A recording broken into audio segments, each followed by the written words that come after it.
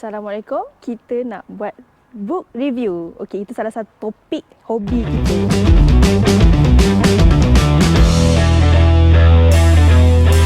Hai, Assalamualaikum. Apa khabar semua?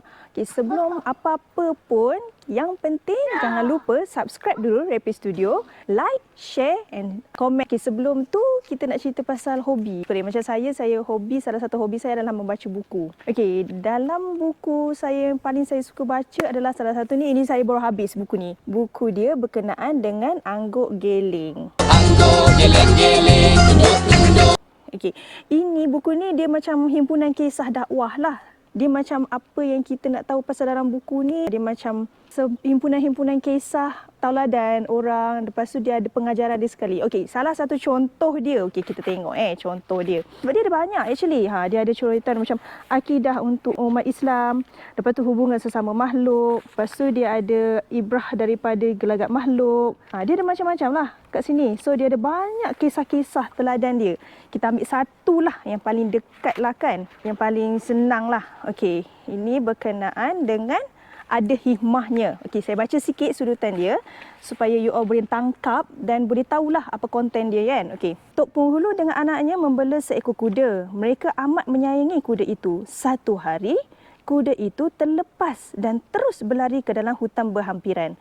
Orang-orang kampung yang mengetahui hal tersebut berkata kepada Tok Penghulu, "Kami simpati atas kehilangan kuda kesayangan Tok. Tentu Tok sedih." Sebaliknya, Tok Penghulu tersenyum lalu berkata, "Tak apalah, mesti ada hikmahnya." Apa hikmahnya Tok? Tok pun tak tahu, tapi pasti ada hikmahnya. Beberapa minggu kemudian, kuda kesayangan Tok Penghulu pulang semula dengan membawa beberapa ekor kuda liar. Orang kampung kagum kerana sekarang bilangan kuda kepunyaan Tok Penghulu berubah secara tiba-tiba. Sudah rezekinya. Tok bertuahlah untung. Begitulah kata mereka. Tok Penghulu sebaliknya berkata, "Belum tentu lagi, tapi Tok yakin tentu ada hikmahnya." Anak lelaki Tok Penghulu begitu gembira dengan kuda-kudanya. Setiap hari dia menunggang kuda-kuda kesayangan sambil mengembala kuda-kuda liar yang lain. Begitu sibuk dan tangkas sekali. Entah bagaimana, pada satu petang, anak Tok Penghulu itu jatuh dari kudanya, lalu tangan kanannya patah. Orang kampung tahu dia adalah anak kesayangan Tok Penghulu.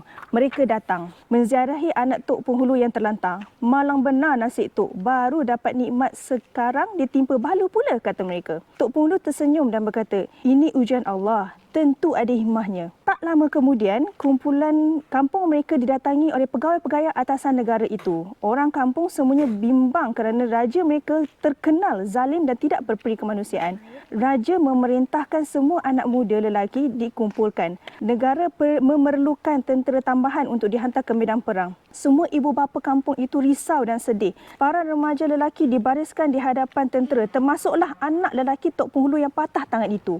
"Kamu dikecualikan. Tidak ada gunanya membawa orang yang patah tangan," kata ketua tentera sambil menuding jarinya kepada anak Tok Penghulu. Pada ketika itu dalam hati orang kampung terngiang-ngiang kata-kata dari mulut penghulu mereka. Mesti ada hikmahnya. Okey, dia pengajaran dia akan bagi tahu kat sini bahawa dia ada pengajaran dia. Okey, setiap yang berlaku ada buruk dan baiknya. Orang yang beriman sentiasa melihat kebaikan daripada sesuatu perkara. Mereka menerima yang baik, yang buruk dengan sabar, namun di dalam hati sentiasa mengharap kebaikan sebalik daripadanya.